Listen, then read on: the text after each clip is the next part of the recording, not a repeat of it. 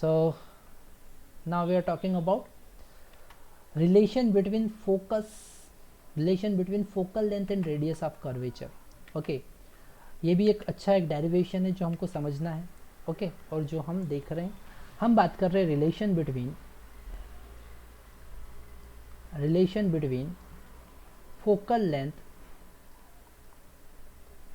Focal length and radius of curvature.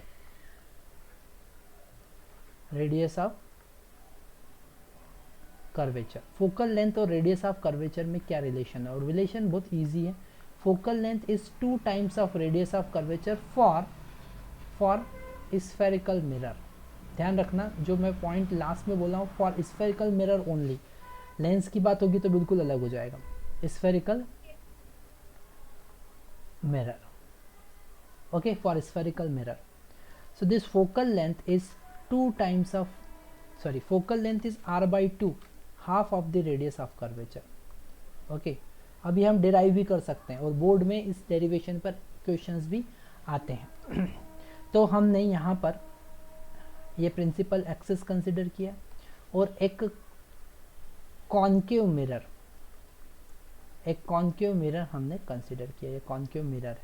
Okay, अगर कोई रे, ध्यान से समझना है, अगर कोई ray parallel to the principal axis है तो वो रे फोकस से पास होना है, हमको पता है.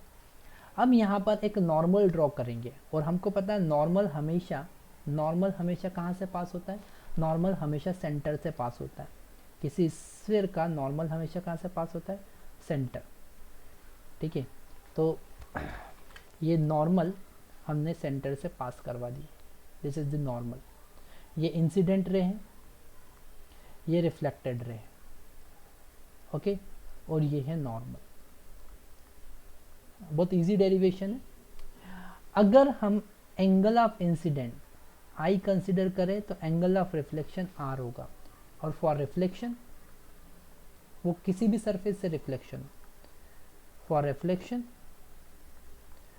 आई इक्वल टू आर. इसको हमने कुछ थीटा मान लिया कि भैया ये एंगल थीटा है और ये वाला एंगल भी कितना है? थीटा है. ओके, इस एंगल को हमने आई कंसिडर किया, अल्फा कंसिडर किया. इस एंगल को हमने बीटा कंसिडर किया. थोड़ा सा हमको पॉइंट कंसिडर करना पड़ेगा. It is C, it is F. इस पॉइंट को हमने पी कंसिडर, ये तो पी तो पोल होता है. इस पॉइंट को हमने ए कंसिडर कर लिया.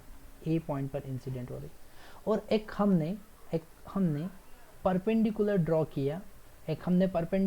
किया ए से इस रेडियस प्रिंसिपल एक्सिस पर. एक परपेंडिकुलर ड्रॉ किया, इसको हमने लिख दिया एम.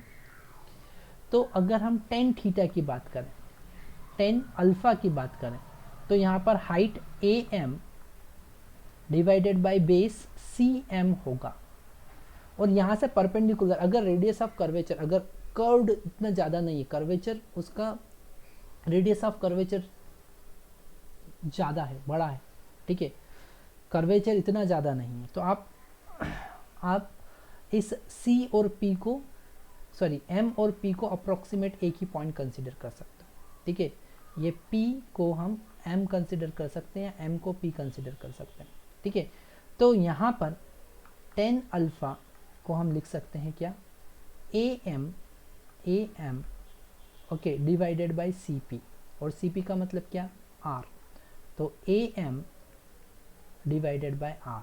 CP का मतलब क्या? रेडियस ऑफ कर्वेचर, C और P के बीच का distance. Same as it is if we talk about 10 beta. अगर हम बात करें 10 बीटा की, ठीक है, तो वो 10 बीटा का जो वैल्यू होगा, अल्फा का वैल्यू तो थीटा के बराबर होगा, पर बीटा का वैल्यू 2 थीटा के बराबर होगा.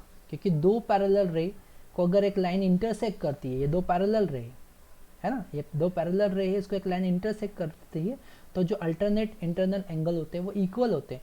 तो ये हो गया, ये वाला टोटल एंगल कितना हो गया? 2 थीटा, और वो बीटा के बराबर होगा. ठीक है, और यहाँ पर बीटा का वैल्यू कितना आया? AM डिवाइडेड बाय FM. AM डिवाइडेड बाय FM. ओके, और इसको क्या लिख सकते हैं? AM डिवाइडेड बाय, ध्यान से समझना, AM डिवाइडेड बाय एम को हम अप्रॉक्सीमेट पी कंसिडर कर लेते तो एफ पी, और एफ पी क्या होता है, फोकल लेंथ, तो इसको हम लिख सकते हैं A M divided by F. Okay okay. और अगर हम नॉर्मल इंसिडेंस की बात करें, फॉर नॉर्मल इंसिडेंस,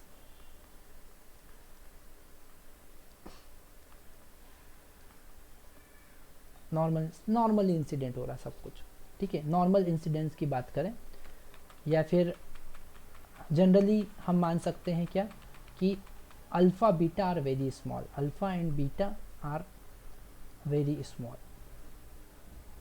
इनकी वैल्यू बहुत छोटी छोटी होती है। तो 10 अल्फ़ा को हम अप्रॉक्सीमेट अल्फ़ा लिख सकते हैं और 10 बीटा को अप्रॉक्सीमेट बीटा लिख सकते हैं। 10 अल्फ़ा को अप्रॉक्सीमेट अल्फ़ा लिख सकते हैं, ये ट्रिग्नोमेट्रिक के कुछ रूल होते हैं जो हमको पता है। 10 alpha is approximate equal to alpha if alpha and beta are very small. Okay, तो यहाँ से अगर हम अल्फ़ा का वैल्यू कैलकुलेट करेंगे, अल्फ़ा क्या हो जाएगा ए एम बाई आर, और बीटा क्या हो जाएगा ए एम बाई एफ। पर अल्फ़ा का वैल्यू तो थीटा है और बीटा का वैल्यू 2 थीटा है। ओके, मतलब कि अल्फ़ा और बीटा में रिलेशन निकाले तो beta is equal to 2 alpha, और इनका वैल्यू अगर हम यहाँ पर पुट करें तो बीटा का वैल्यू कितना है A M by F 2 as it is, और अल्फ़ा का वैल्यू कितना है A M by R. A M से ए एम कैंसिल हो जाएगा, हमको मिलेगा आर इक्वल टू 2f, या फिर हम लिख सकते हैं f equal to R by 2। ये छोटे छोटे कॉन्सेप्ट आपको ऑप्टिक्स में याद ही रखना पड़ेंगे, है ना, हमेशा आपको ये कॉन्सेप्ट यूज़ करना पड़ेंगे कि angle of incidence is very small, angle of reflection is very small, alpha beta जो हम कंसिडर करेंगे वो बहुत छोटे छोटे होंगे। ये सारी चीज़ें आपको याद रखना पड़ेंगी, ठीक है, और ये डेरिवेशन सॉल्व करना पड़ेंगे, ठीक है। तो यहाँ पर हमको कॉन्सेप्ट समझ में आया।